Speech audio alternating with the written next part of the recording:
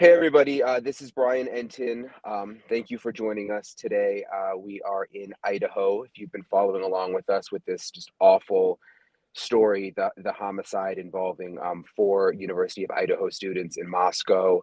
I hate to say the case has gone cold. Hopefully it hasn't, but there haven't been a lot of new developments over the last 2 weeks or so. There's still no killer in custody, and really this entire community is really just on edge. I mean, that's not even an exaggeration. Like, it's just people are really, really nervous here, not knowing, you know, the status of the investigation, if they're going to catch this guy, and or if it's more than one person, and it's got people really, really upset here. We're in the car with photographer Mo here. Our producers in front of us. We're going to interview the prosecutor today, which should be really, really interesting. A lot of you have submitted questions for me, so we're hoping to get a few new nuggets. They've been pretty tight-lipped, but hopefully we'll get a little new information. Jennifer Koffendorfer joins me right now. Hey, Jennifer. Hi. Former FBI agent. I've been following this case since the beginning. Is with us a lot on a lot of these awful cases. So Jennifer, yeah, I've been here now, for the last day. It's just, I think people here, I was just saying, are really, they really are nervous. I mean, the kids at the school don't go out at night. They walk in pairs. People have pepper spray. There's just this feeling here of unease, which I'm sure you can understand. Yes, Brian, even though the police have been adamant that this is targeted as opposed to a random serial killing, there's still somebody walking around that was capable of killing four people with a knife.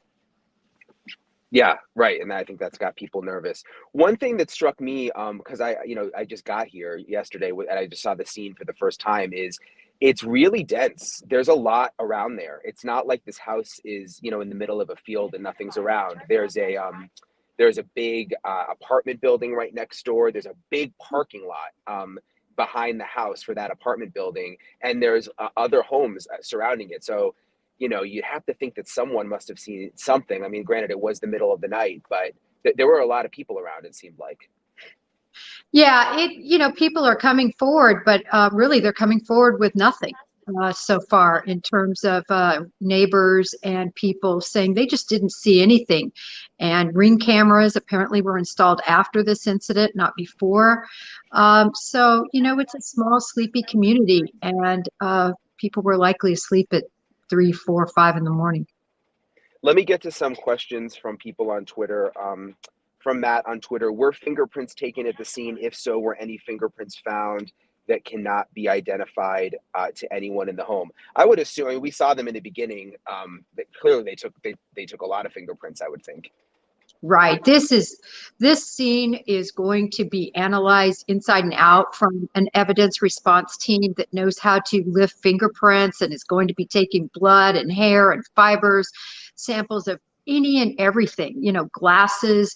I can't even imagine the, hundreds of submissions that are going to be given to the lab to look at.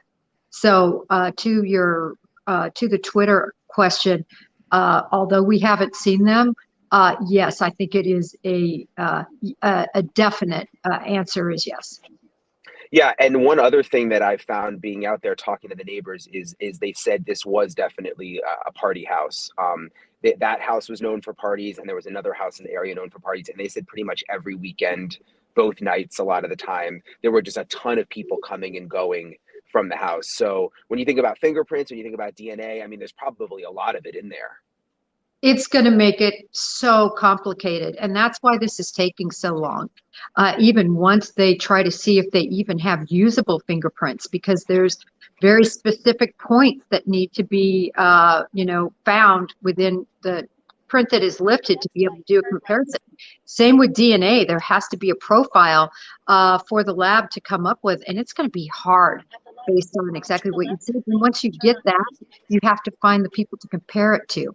So you're going to be getting anybody and everybody that was at their house that they're going to need to get their DNA and their prints. Okay, another question from Twitter. This is from Ron. Aren't the most logical perps the two surviving roommates? I'll just say the police have ruled them out clearly. They've said it outright that they are not suspects right now. It sounds like they may be the ones who called 911. What do you think, Jennifer? Well, they have been ruled out per police. We know that one of the roommate's cell phones was used, but police made it pretty clear that it wasn't the roommate that called. It was someone else in the house. That's why we know there's other people that were in that house in the morning, and I would suspect after everyone arrived. Yeah, makes sense. Amy from YouTube asks, have the roommates spoken out at all? So they haven't spoken to the media. It's been hard getting a lot of people to talk, honestly. I think the sororities and fraternities have people on lockdown and told them not to talk to the media. Went to the bar yesterday where some of the victims were. They said that police told them not to talk to anyone but investigators. So the roommates haven't spoken to the media, but I would assume, especially since police say they've ruled them out as suspects, it seems like, Jennifer, they are cooperating with the police. Yes, I would think they're cooperating, and it's such an FBI footprint because that's what we ask of witnesses. Please do not discuss the case with anyone. So I'm not surprised that it's kind of a gag order that's been put in place. Do you? Oh, let's see. We got another. I want to get the questions in from the viewers. Kathy asks, "Is there evidence that a taser could have been used to incapacitate the victims?" We haven't heard about anything that like that from police. We have heard that it's possible. Sorry, it's really sunny. That some of the victims were asleep. I mean, what do you think about this taser question? I don't think that this is going to be a reality at all. Good question. But I think people just struggle with how can all these victims be victimized without a fight, without a struggle, without waking, without screaming. And it's just to understand it, they were ambushed in their sleep. And by the time that they are getting attacked, it's happening so fast. Just imagine, to the larynx, to the heart, to the vital organs, to the lungs. It happens quickly, Brian. And I think that's why there wasn't more of a struggle other than some defensive wounds, which are, usually wounds on the arms and the hands, just like this. Yeah, it's so weird to think about how it must have gone down. I was like on the phone with Ashley Banfield last night for almost 3 hours, just like going over all these different theories. Um, you know, were the doors locked? Did the killer lock the doors after he left? I mean, we were talking about it. It wouldn't be that unusual. I was thinking back to college. I had a bunch of roommates. I mean, I didn't live in like a full-on party house, but we had parties. It's not that unusual to like have a lock on your door if you have like 5 or 6 roommates, a lot of people coming and going. So, were the doors locked um, when the killer came in? And then also like to stab, and you can talk more to this, but like to stab 4 people to death. I mean, it almost, I mean, like you would have to kind of know, right? Like where to stab them, how to do it. I mean, like it just seems like it would be so difficult. I mean, obviously you had a gun, you could just go in and shoot them, but it doesn't seem like an easy thing to do. Well, Brian, it takes a lot of force. I mean, just to have the strength to penetrate, not trying to get too graphic. But I think based on what police have said, this being sloppy and not being an organized crime scene, I think it was more of a frenzy, more of a hateful, frenzied attack. And that also is very unfortunately um, can result in these same results as somebody that would know exactly where to strike. Okay, just kind of a warning. We're kind of in the country a little bit here, so hopefully you won't lose me. But if you do, that's what happened. William on Twitter just tweeted me: could the roommates have had other people with them during the night? We don't really know, but it seems like it's definitely a possibility. Yes, I think this is really a possibility after listening to the state police comments. It seems like there might have been a bit of an after party or other people in that house. And that might explain, too, the call for the unconscious person. I mean, what if, Brian, there was an unconscious person that had been there from the night before that was passed out and the roommate called about that and then all this was uncovered? We don't know, Interesting. but Yeah, it would maybe the explain. call wasn't even about. Maybe the call wasn't even about one of the initial call wasn't even about one of the victims. I mean, Yes, that's a here possibility.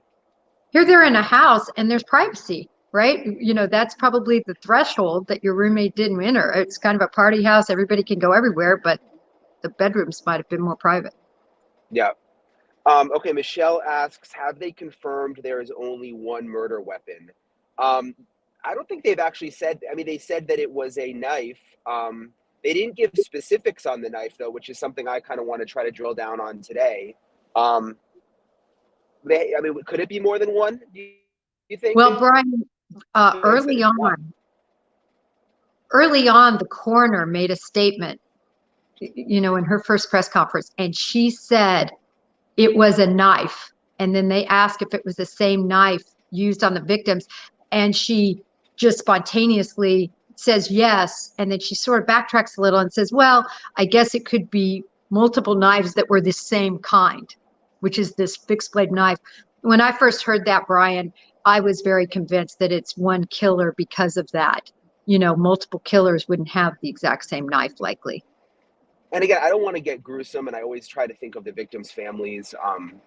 So, you know, I don't want to go too far, but would it take a special kind of knife to do this? I don't know much about knives. I mean, like, could a kitchen knife kill four people, or would you have to have some kind of special military style, something hunting style? Oh, well, any knife can kill, definitely. But they were very specific that this was a fixed blade knife. And I think they're judging from the dimensions of the wounds and, you know, the ability to cause the kind of bloody scene that developed that we can see just from pictures of outside the house. Isn't a fixed blade knife though kind of like any knife that's not like one that where it pops out? Is that what that means basically? Well, when I think of a fixed blade knife, as an example, it's not a switchblade. It's Right. not a pocket knife. It's not. It's something that is, and it's not something that would be wobbly. You know, like a steak knife, how it fits in the handle, but they're a little wobbly. This and the description was really. I mean, I've heard Rambo knife, but basically like a hunter's knife that's fixed. Okay. Alice from Facebook asks, and this is a popular one I've heard a lot. If there was a dog in the house and if someone let the dog out before the attacks, we know there was a dog in the house. And you know, it doesn't sound like the dog wasn't hurt. It looked like it was a doodle. So a lot of people are wondering, why didn't the dog bark? I mean, you know, some dogs don't bark. Maybe the dog did bark. We don't really, I mean, but the dog does seem to keep coming up, Jennifer, with people. Very curious. And it's oh, It was sorry, Brian. Kaylee's dog. But yeah, it's a great question, you know, and I think you just provided two possibilities, that it barked, but nobody heeded the bark. But I also think, Brian, it's very likely that this individual, this wasn't their first time in this house, and maybe the dog had some familiarity. That's just another possibility that has to be, looked into. Okay. Yeah, I want to I've got a million questions for you always, Jennifer, but I want to kind of wrap it up here just because I don't want to lose signal. But hopefully we'll have more information today. Again, we've got some key interviews today where we hope to get a few new nuggets. Hopefully, you know, I was really hoping this week maybe we'd have some kind of resolution to this for the victims' families because you know, Kaylee's sister was on Cuomo last night. It's just heartbreaking what they're going through. So we'll keep you updated throughout the day, of course, on NewsNation later. Thank you, as always, Jennifer, for making the time for us. And we'll see everybody later. Have a good day, Thank you. everybody.